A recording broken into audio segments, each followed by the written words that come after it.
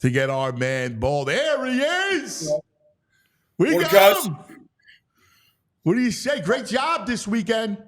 It was busy. It was fun. It was a lot of fun. A lot of fun. Just Detroit put on a big show, big turnout. Football is king. We got a bunch of new stars coming into the league. We'll see which ones develop, which ones help their team kind of make that climb, get over the hump. So a lot to talk about for sure. Yeah. All right. So let's start off and go right down to business because I know you got a busy day. When last we talked Friday morning, we were in love with Kenyon Mitchell and what the Eagles did. And then they had a monster day trading up for Cooper DeJean. Let's talk about what the Eagles did. What a incredible! I thought it was a great draft. I loved it. Well, I'm down to hear your thoughts. Well, I mean, Howie did a lot of movement, in that second day. They had the 50 and 53rd pick. They got traded in order to get to DeJean. But, look, it's going to start with Quinyon Mitchell. It always does. And then it's going to be that debate, was the Terrion Arnold the best corner? Was Quinyon Mitchell the best corner? I mean, it's we don't know yet. Both are really incredible prospects. But then to go get Cooper DeJean, it kind of told you what we all saw last year, especially, starting with that San Francisco loss, that this team could not stop the ball from going over their head. And they could not play press man. They couldn't tackle.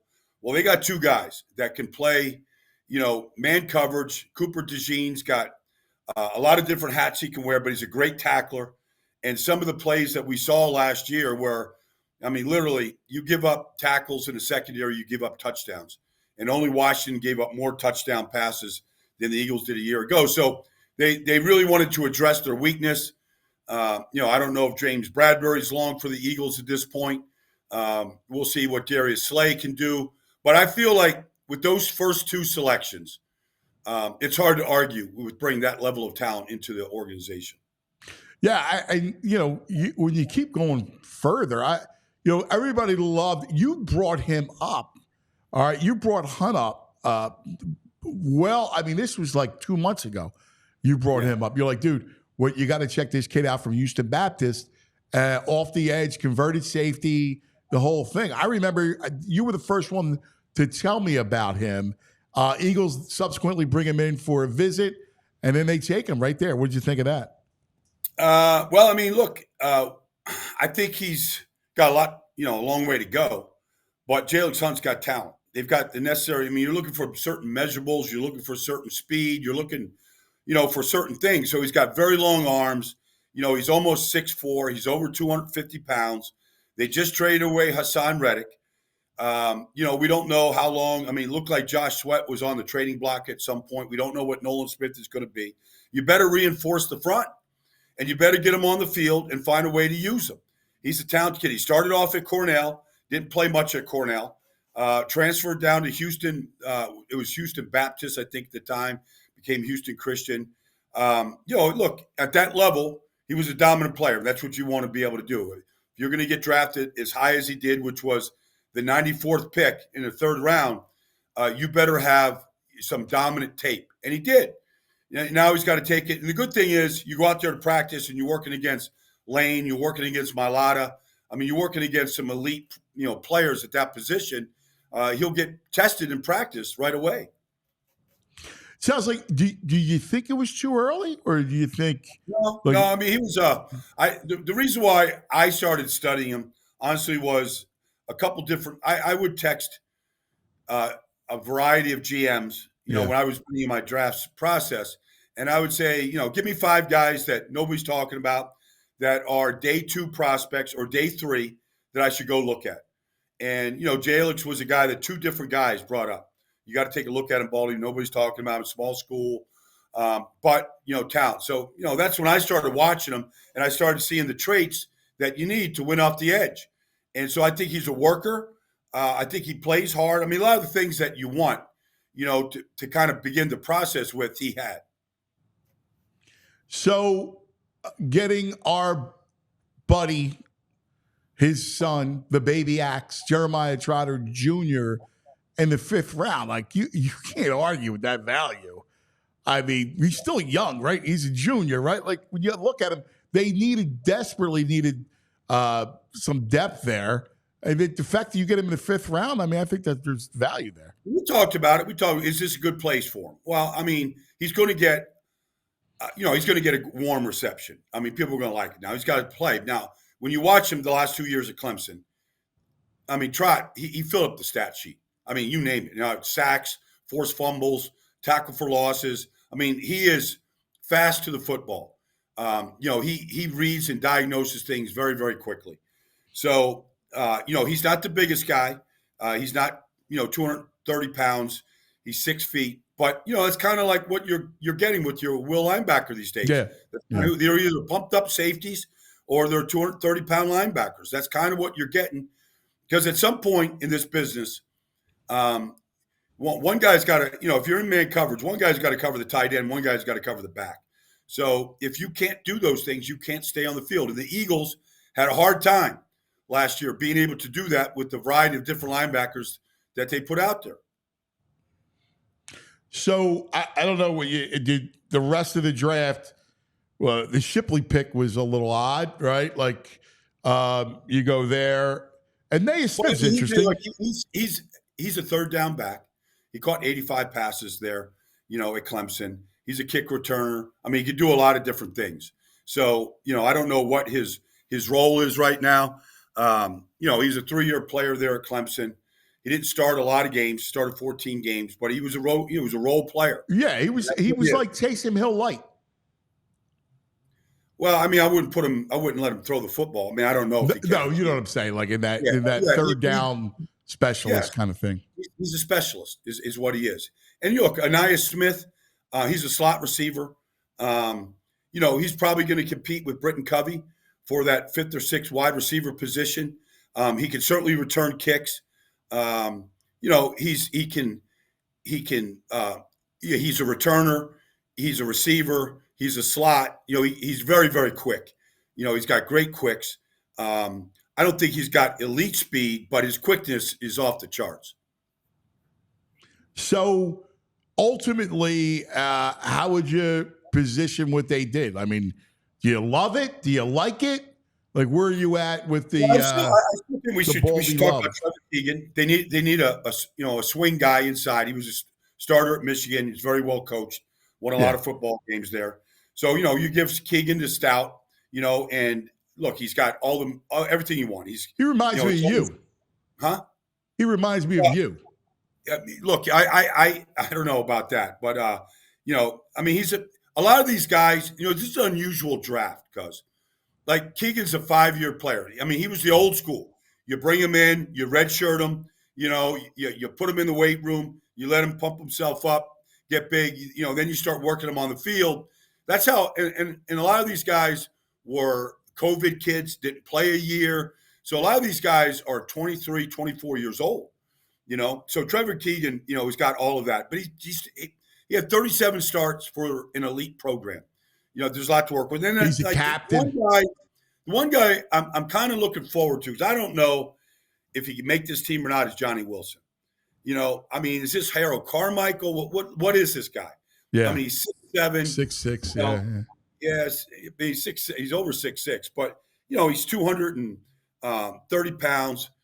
I don't think he's got the best hands. I really don't. Like I just see. Like I don't think he's got stone hands, but I don't think he's got the best hands. Then you got a guy from basically a small school and Dylan McMahon who can swing guard center. Do I love the draft? I like it. I don't know that I love it. They got 2 positions of need. I think they can step on the field. I thought this is a tough roster to find starters because of, what they have done with locking guys up, on the offensive line, along the defensive front, the young talent they have there. I'm not in love with it like I'm in love with the Steelers draft, but the Eagles are a better roster than the Steelers. So if they can get Quinion and Cooper on the field like day one in whatever roles, and they get 2 starters to shore that up, and some of these young kids they've been drafting on the defensive front, including Hunt, can get out there and make a difference, then this should be a good football team. So you're perfect to answer this question. Especially with your relationship with the Jets and how close you are there. Mekhi Becton, who obviously injuries and not being on the field really killed him there. When he played, I mean, good player. Like, what'd you think of the Eagles signing Becton? So one of the guys that works with the Eagles hit me up about Becton last night, and I said they maybe Jason Peters in his prime has more power than Mekhi Becton. Like, I mean, Malida doesn't, Dickerson doesn't. The guy is an incredibly powerful player. His rookie year, he was off the charts good. He had two really injured Mar years, and then last year he really couldn't stay on the field. But he had a couple games though, like against the Chargers, where he was pretty outstanding. It's just an if, because if he really wants to play, if he really wants to work to keep his weight down because it can balloon, if he really wants to work to get in shape, it's an unbelievable signing. If all those things happen, the Jets ran out of patience because they need him. They still need him. They ran out of patience with Mekhi, and that can happen for sure. He tested their patience. Like that, he came out of the draft that had Andrew Thomas, Tristan Wirfs, and Jedrick Wills, and he was the third tackle taken. Wirfs has been the best. Andrew Thomas, when healthy, is right there. And the Jets honestly thought they got the best tackle. And the rookie year with those four, he was the best. He just could, you just wonder how much he loves it, the maturity level. But he's been humble, and so he's probably getting some kind of a minimum with some sort of bonus. If he wants to play and you get, you come to stout you, there's no better place to come in the league. Yeah, I thought it was a great bet. I know how much you liked his potential, and we had talked about him many times in the past, and I was like, wow, that's a Howie let me go bet on the upside, and it's a low risk wager. No, bet on the upside. I nicknamed him Highway 77 because that was his number in New York, and like literally he just paved the way. It was a highway. He was unbelievable. Like, he moves bodies like nobody else. You watch him that rookie year against Nick Bosa. I don't care who it was. Last year against Joey Bosa, against Khalil Mack. I mean, he was dominant. You just didn't see it never became consistent. He couldn't stay healthy, and you just question whether he had the toughness needed to play through injuries and play through discomfort the way you got to be able to do at the pro level. Baldy with us. This portion of the program brought to you by the BetPark Sportsbook app. All right, just sit down with the man. So let's go globally. I got a bunch of questions for you. So if I say Baldy, give me your 3 favorite drafts. Which teams had Baldy's 3 favorite drafts? Well, Pittsburgh, I thought crushed it. Yeah. I thought Pittsburgh, I'll just go through the order right here. Yeah. But I thought Pittsburgh, first of all, they started last year. This is Andy Weidel, Andy is, he goes back to Baltimore winning a championship, was here in Philly when you won a Super Bowl. He wants to build the front. So last year, they signed Isaac Seumalo in free agency. He played every snap at left guard for him. They drafted Broderick Jones. He looks like an elite prospect, played really well. They drafted Darnell Washington, the biggest tight end I've seen. All right. Now this year they go get Troy Fontano, from Washington, and then right behind it they got Zach Frazier. They've got, and I think they've hit on all these guys. This should be a phenomenal offensive line. It really should. I mean, I wanted the Eagles to draft Fontano. I really did. I thought you could have plugged him and played him at right guard and next to Lane Johnson, and you probably get a Pro Bowl guard. I thought he was just that good. They got him with the 20th pick. Eagles obviously, were set on corner, and that's what they did. But, they could have traded up and gotten Fontano. And then when I saw Zach Frazier play, I texted a general manager saying, can he be a day one starter at center? And they said, he'll be our starter. If we draft him, he'll be our starting center. The kid's a 4-time state wrestling champ, 4.0 grade, student, 3-year starter at West Virginia. Then they got Roman Wilson, he reminds me of Hines Ward. I mean, honestly, he's that type of player. And then Peyton Wilson was the best, bar none, the best off-the-ball inside linebacker in this draft. He had medical problems with ACLs and shoulders. If he stays healthy, like Steelers know something about drafting linebackers and playing linebackers. I thought the whole thing, Mason McCormick, South Dakota State, was a warrior at offensive guard. I thought they crushed the draft.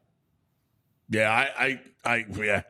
And Andy is really sharp. Andy Weidel is really sharp, and building their front, becoming, when you build their offensive front, their defensive front, the way he's done it, like we know that's the recipe for success. They got skilled people. If they just get quarterback play, they're going to be good. This could be the best offense line Russell Wilson's ever played behind. Yeah. And so if he's going to have success, and I've seen Russell have instant success when DK Metcalf was a rookie, Tyler Lockett was a rookie. Yeah. I think Roman Wilson, honestly, is a lot like Tyler Lockett. Like that would be my comp to him. So wow. I just think like if Russell's going to be good, if he's going to play at a high level, like he's got the wall in front of him to do it. All right, number 2. Who would you say Baldy's second favorite draft is? Well, I thought Washington was really good. Yeah. If you look at the Commanders, they got the quarterback, obviously. Okay, so I think the kid can elevate the program. But I thought they got the best defensive tackle in Johnny Newton in the draft. He would have been drafted much higher. He had a Jones fracture in his foot all year. He had it repaired. He couldn't test in the offseason. They got the best nickel corner in the draft in Sam Ristel from Michigan. He's a natural slot defender. Mine's, you got maybe the best all-around tight end in Ben Sinnott. Look, I know what I know what Georgia's tight end is, Brock Bowers. But this guy is a really good player. If this Brandon Coleman could go in there and play left tackle for him, they might have 5 day one starters on that roster.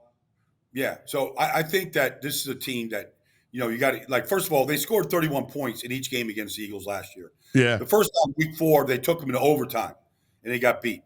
This is going to be a much better team, much better coached, much better stable organization.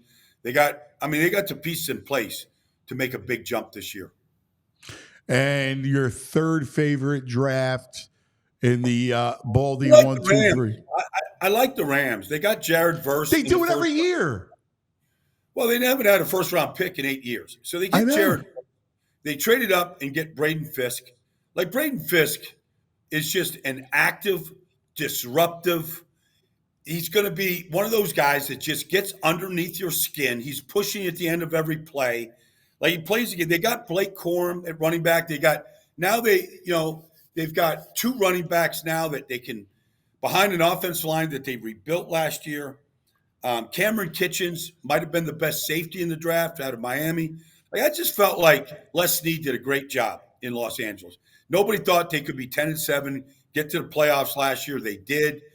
They took Detroit to the brink. It's a good football team right now. No, and every year I don't know how they do it. Puka and Kyron Williams, they get amazing value late. Puka and Cameron were both 5th-round draft picks. Yeah. They got a 2nd-round pick that played every snap at left guard for them last year. They've never had a 1st-round pick on their offensive line, never under Sean McVay. But they still put good lines together. They do whatever they have to do. Fire the offensive line coach, free agency, the draft. They put together a good line last year.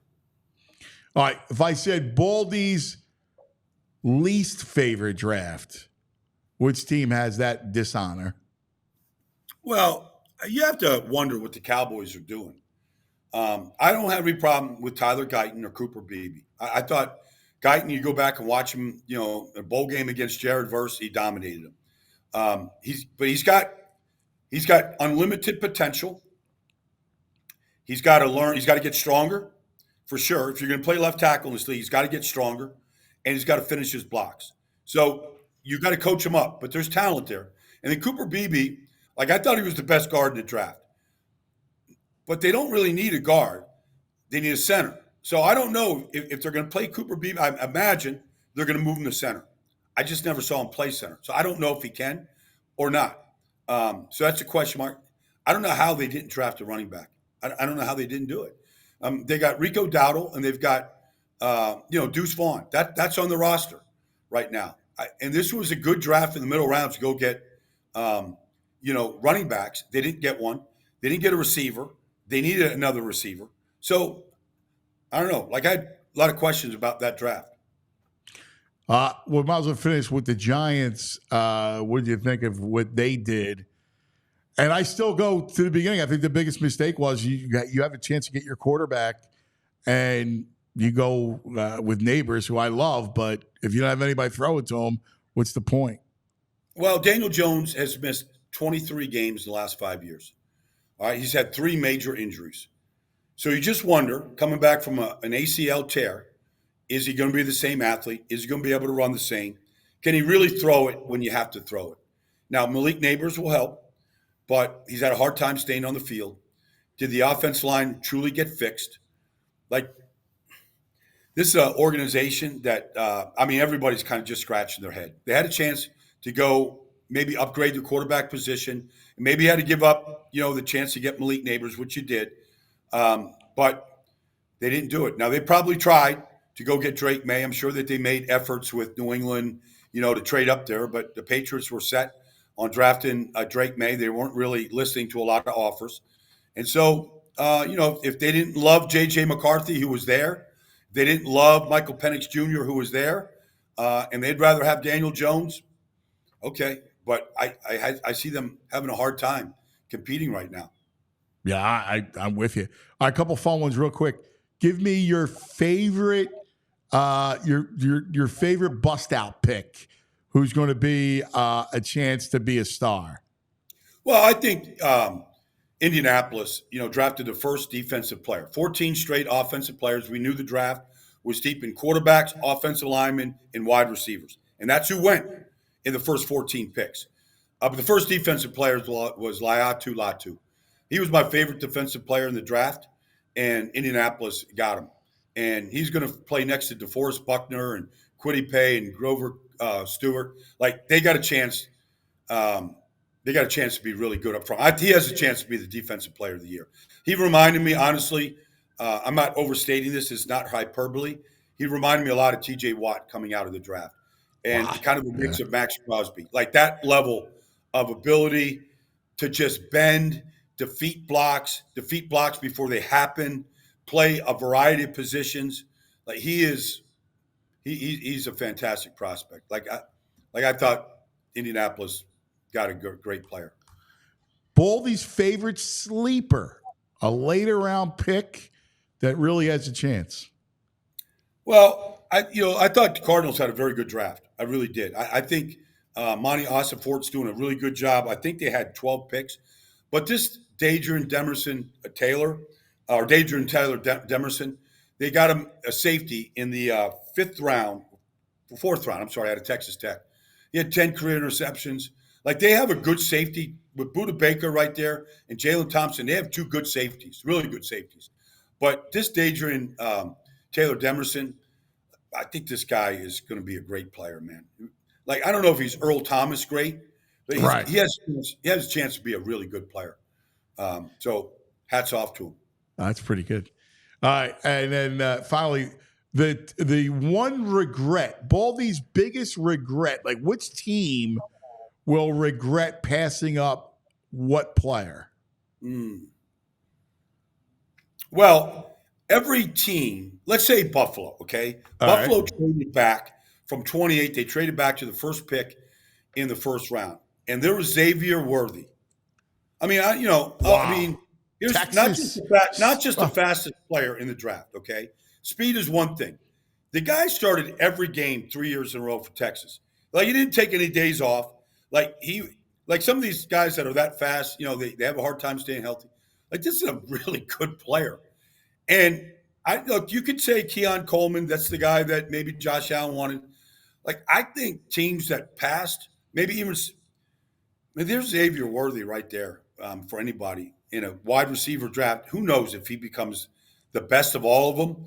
But speed kills, and it changes the game. This is an offensive game right now. I would say that Buffalo might have regrets. Yeah, that's a great pick. Great answer. Always great stuff. So the draft now behind us. Where's Baldy's Where is his eyes headed? Like, I know you got you're set for some big adventure. Yeah, I know. I did. I had trips planned, but then I tore my tricep, so I got to get this surgery on Friday. So I'm going to be laid up for a little while. So I got to see like just how rehab is going to go and that kind of thing. But yeah, You were I mean, going these to things go happen. climb that mountain. Oh no!